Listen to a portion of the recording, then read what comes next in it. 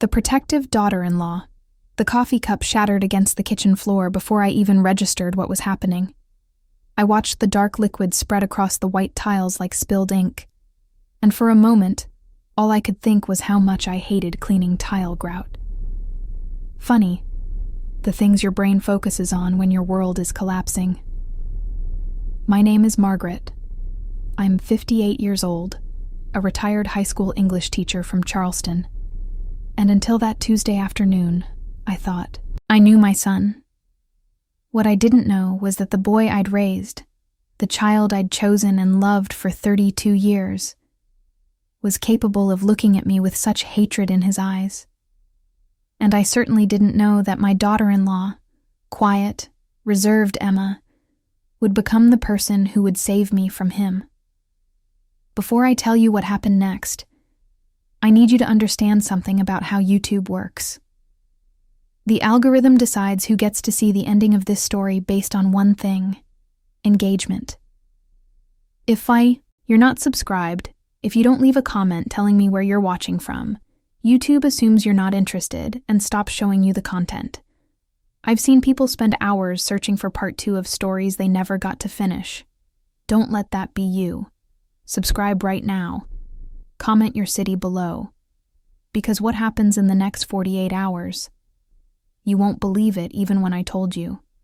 So let me take you back to where it all started. To the moment I should have seen the truth, but chose to look away instead. The morning began like most Tuesdays in my King Street townhouse. Sunlight filtered through the live oak outside my window, casting dancing shadows on the hardwood floors I'd refinished myself after my husband died 6 years ago. I'd spent the morning grading papers for the adult literacy program I volunteer with, drinking too much coffee and listening to jazz. The house smelled like cinnamon rolls, my one culinary weakness, and everything felt safe, normal. Then Daniel called.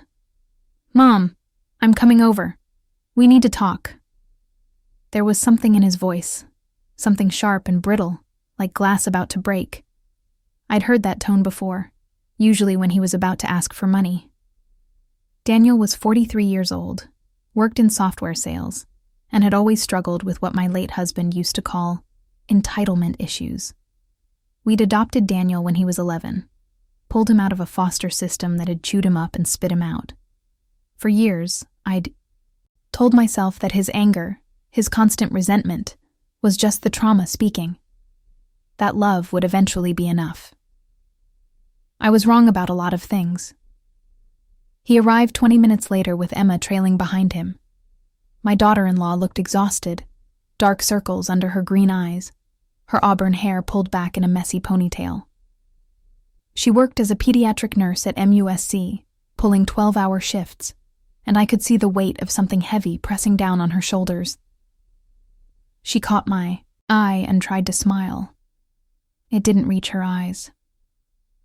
"Margaret," she said softly. She was the only one who called me by my name instead of Mom. I'd always respected that she maintained that boundary. Daniel didn't bother with pleasantries. He walked straight into my kitchen, his footsteps heavy on the floor, and turned to face me with his arms crossed. He was a tall man, broad-shouldered, with my late husband's dark hair and a jaw that could cut glass. But right then, all I saw was the rage. "I need you to take out a second mortgage on this house," he said. The words hung in the air between us like smoke. Outside, I could hear Mrs. Chen next door watering her garden, the rhythmic spray of water against leaves. Everything felt surreal. "What?" "You heard me." His voice was cold, calculated. "I need $200,000. My business deal fell through, and I'm about to lose everything. You have equity in this house. You don't need all this space anyway." I felt my chest tighten. "Daniel, I can't or won't." He took a step closer. "I'm your son, your only child, and you're going to stand there and tell me no?" Emma moved slightly, positioning herself between us. "Daniel, we talked about this. This isn't the way. Stay out of it, Emma." He didn't even look at her. His eyes were locked on me, dark and accusing. This is between me and my mother. The word mother came out like an accusation, like something rotten he'd been holding in his mouth too long. I raised you, I said quietly. My hands were shaking. I gave you everything I had, but I'm not taking out a mortgage on my home. I'm on a fixed income, Daniel. This house is all I have. That's when his face changed. The mask slipped, and what I saw underneath made my blood go cold. You never really wanted me, did you? His voice dropped to something dangerous and low. You and Dad, you took me in like I was some charity case. Like I should be grateful for every scrap you threw my way. That's not true, isn't it? He laughed, but there was no humor in it. You know what Emma told me last week? She said you called her, asked how she was doing. You never call to ask how I'm doing. You check on her. Your fake son doesn't even rate a phone call. Daniel, that's not fair. Emma's voice was stronger now. Your mother calls you all the time. You just don't answer. He rounded on her then, and I saw something flicker in his expression that made my stomach drop. I told you to stay out of this. No. Emma stood straighter. She was a small woman, barely 5'4", but in that moment she seemed to fill the entire room. I'm not staying out of it anymore. I've watched you manipulate and guilt your mother for 5 years. I've listened to you tear her down, blame her for every problem in your life, and I'm done. Emma, I started to say, but she held up a hand. Margaret, he's been planning this for weeks. He lost $50,000 gambling, not a business deal, gambling. And instead of getting help, instead of taking responsibility, he decided to come here and intimidate you into giving him money. The room went silent. I could hear my own heartbeat, loud and frantic in my ears. Daniel's face went white, then red. You had no right. I had every right. Emma's voice cracked. I'm your wife, and I'm not going to stand by and watch you destroy the one person in this family who has always, always loved you unconditionally. He moved so fast I didn't have time to react. One moment he was standing by the counter. The next he was in front of me, his hand raised, his whole body vibrating with rage. You think you can say no to me? After everything? I'll make you... But he never finished that sentence. Because Emma was there, between us, her small frame blocking his path to me. She didn't touch him, didn't lay a hand on him, but she stood there like a wall made of steel and fury. Don't. The word came out cold and absolute. Don't you dare. Move, Emma. No. His hand was still raised. I could see it shaking. I said move. And I said no. She looked up at him, and I saw something in her face that took my breath away. Not fear, not even anger, just absolute, unshakable resolve. You want to hit someone? You want to threaten someone? You go through me first. And I promise you, Daniel, the second you touch either one of us, I'm calling the police. And then I'm calling my lawyer. And then I'm making sure everyone, your boss, your friends, every single person in your life, knows exactly what kind of man you really are. The silence that followed was deafening. Through the open window, I could hear voices from outside. Mrs. Chen had stopped watering her garden. I saw movement on the sidewalk. My neighbors were there, watching. Old Mr. Patterson from across the street. The Reynolds family from 2 doors down. They'd heard everything. Daniel's hand dropped slowly to his side.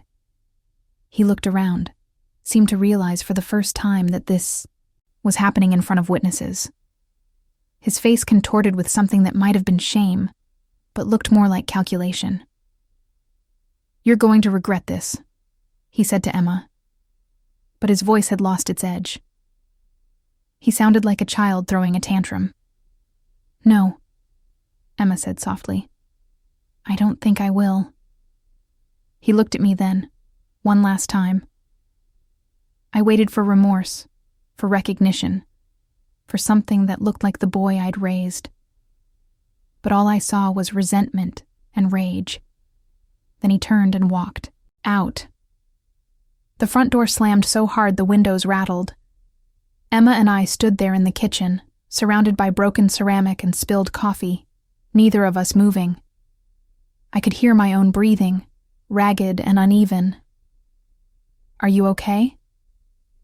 Emma's voice was gentle now, the fierce protector replaced by the kind, careful woman I'd come to know over 5 years of family dinners and holiday gatherings. I wanted to answer. I wanted to say something profound and grateful. Instead, I started crying. Not delicate tears, but deep, wrenching sobs that came from somewhere I didn't know existed. Emma wrapped her arms around me, this small woman who had just stood between me and my own son, and held me while I fell apart. "I'm so sorry," I managed to say between gasps. "I'm so sorry he put you in that position. Don't." She pulled back to look at me, her green eyes fierce. "Don't you dare apologize for him. Not anymore."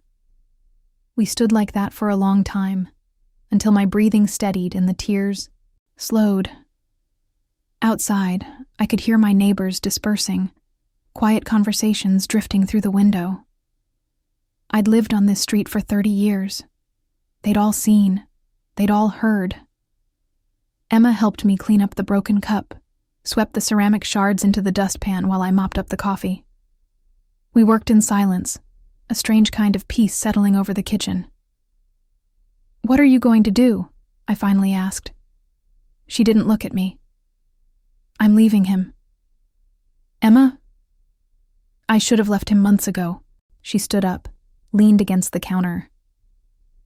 I kept thinking he'd change, that if I was patient enough, understanding enough, he'd become the man I thought I married. But today showed me the truth. He was willing to hurt you, Margaret. His own mother.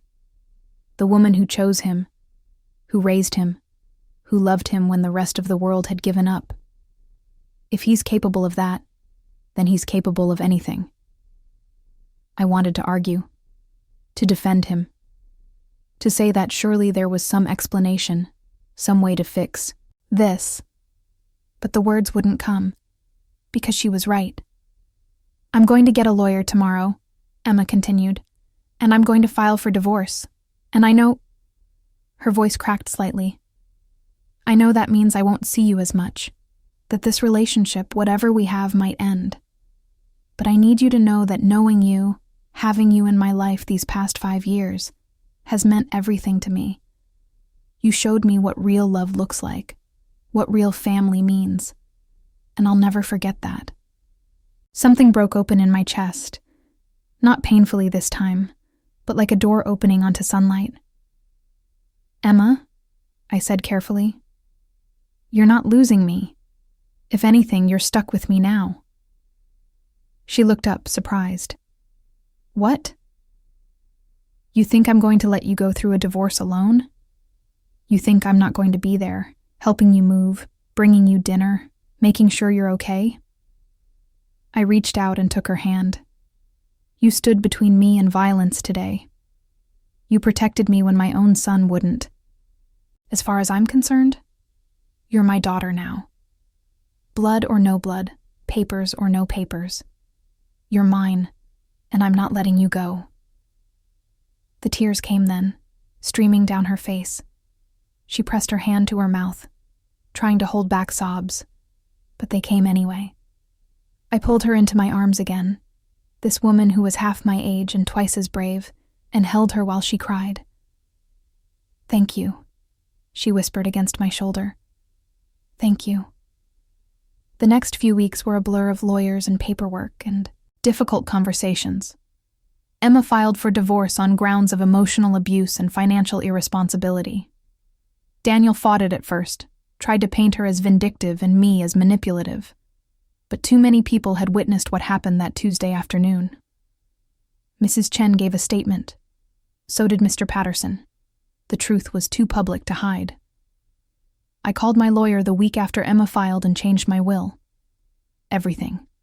The house, my retirement accounts, the small inheritance from my husband, went to Emma. Daniel would get nothing. My lawyer tried to talk me out of it, said I might regret it later.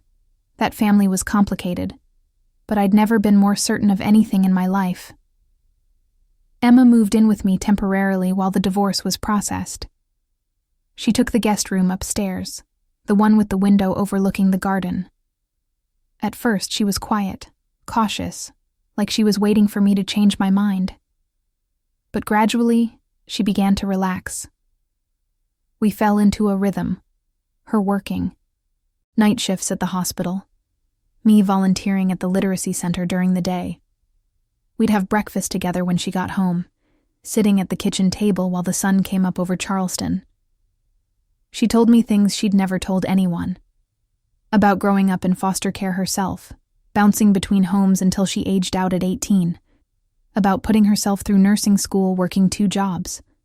About meeting Daniel and thinking she'd finally found someone who understood what it meant to be alone. That's why I stayed so long, she said one morning, hands wrapped around a cup of tea. I thought if I could just love him enough, he'd heal. Like somehow I could fix all that anger and resentment. But you can't fix people, can you? They have to want to be fixed. No, I said softly. You can't. Do you think he'll ever? She stopped, shook her head. Never mind. It doesn't matter. But I knew what she was asking. Would Daniel ever change? Would he ever become the person we'd both hoped he could be? I didn't have an answer, and maybe that was okay. 6 months later, on a warm October afternoon, Emma's divorce was finalized. We celebrated with champagne and takeout from her favorite Thai restaurant, sitting on the back porch while the sun set over the harbor. She looked different now, lighter somehow. The dark circles were gone from under her eyes. She laughed more easily. I got the apartment on Meeting Street, she said, showing me photos on her phone. It's small, but it's mine. I can move in next month. I felt a pang of something that might have been sadness. I'd gotten used to having her here, to the sound of her footsteps on the stairs, to finding her curled up on the couch reading when I came home from the store. You know you don't have to leave, I said. You're always welcome here. She smiled, reached over and squeezed my hand. I know, and I'll be here all the time, trust me. But I need to do this. Need to prove to myself that I can stand on my own. You've already proven that, I said. You proved it the day you stood between me and Daniel. Maybe. She looked out at the harbor, at the boats bobbing in the distance. But I need to prove it to myself now. I understood. More than she knew. We sat there in comfortable silence, watching the sky turn from gold to pink to deep purple. Somewhere in the distance, church bells were ringing. Mrs. Chen was singing in her garden next door, an old Chinese folk song I'd heard 100 times, but never learned the words to. Margaret? Emma's voice was quiet. Yes? Thank you. For choosing me. For making me part of your family. For showing me that family isn't just about blood. I felt tears prick at my eyes. You don't have to thank me for that. You earned it. You've been more of a daughter to me than... I stopped. Couldn't finish the sentence. She squeezed my hand again. I know. And she did know. That was the thing about Emma. She always knew what I meant, even when I couldn't find the words. A year has passed since that Tuesday afternoon in my kitchen. Emma lives in her apartment on Meeting Street now, a charming one-bedroom with exposed brick and huge windows. She's dating someone new, a teacher she met at a community garden. His name is Christopher, and he makes her laugh in a way I never heard Daniel do. I've met him twice, and both times he was respectful, kind, genuinely interested in getting to know her. He treats her like she's precious, which is exactly how she deserves to be treated. We still have dinner every Sunday. Sometimes at her place, sometimes at mine. We've started a tradition of cooking together, trying new recipes from cuisines neither of us knows anything about. Last week we attempted homemade sushi and ended up with something that looked more like a rice disaster than food. We laughed until we cried, ordered pizza, and agreed to stick to what we know. I haven't spoken to Daniel since that day. He tried to call a few times in the beginning, left voicemails that oscillated between apologetic and angry. I listened to each one exactly once, then deleted them. Emma says he's moved to Atlanta, started working for a tech startup. She heard it through a mutual friend. I hope he's doing well. I hope he's getting help. But I don't need to know anymore. That door is closed. My neighbors still talk about what happened. Mrs. Chen brings me dumplings every few weeks and always asks about Emma. Mr. Patterson nods approvingly when he sees us together. The Reynolds family invited us both to their daughter's graduation party last spring. I've lived in this neighborhood for 30 years, but I've never felt more like I belonged than I do now. Emma calls me Mom sometimes. It started accidentally. She was tired after a double shift, barely coherent, and it just slipped out. She apologized immediately, said she didn't mean to presume. But I told her what I should have told her years ago, that she'd earned that title. That love makes family, not biology. That she was my daughter in every way that mattered. Last month, I legally adopted her. At 58 and 32, it seemed absurd on paper, an adult adopting another adult. But my lawyer helped me navigate the paperwork, and a judge signed off on it with a smile. Emma cried in the courthouse, pressed her face against my shoulder, and sobbed like a child. Joy, this time. Pure, uncomplicated joy. I have photos from that day on my mantle now. Emma and me, standing in front of the courthouse, her hand in mine, both of us grinning like fools. When people come over and ask about the pictures, I tell them proudly, "That's my daughter." Because she is. Blood didn't make her my daughter. Biology didn't make her my daughter. Love did. Choice did. The moment she stood between me and danger, ready to sacrifice everything to protect me, she became mine, and I became hers. Sometimes I think about Daniel, wonder if he ever regrets what he did, what he lost. But mostly, I think about Emma, about the life we're building together, brick by brick, meal by meal, laugh by laugh, about the family we chose to create out of broken pieces and second chances. Family isn't always the people you're born into. Sometimes it's the people who show up when everyone else walks away. Sometimes it's the person who stands between you and harm, who loves you not because they have to, but because they choose to. Emma chose me, and I chose her right back. And that, I've learned, is the truest kind of family there is. The end.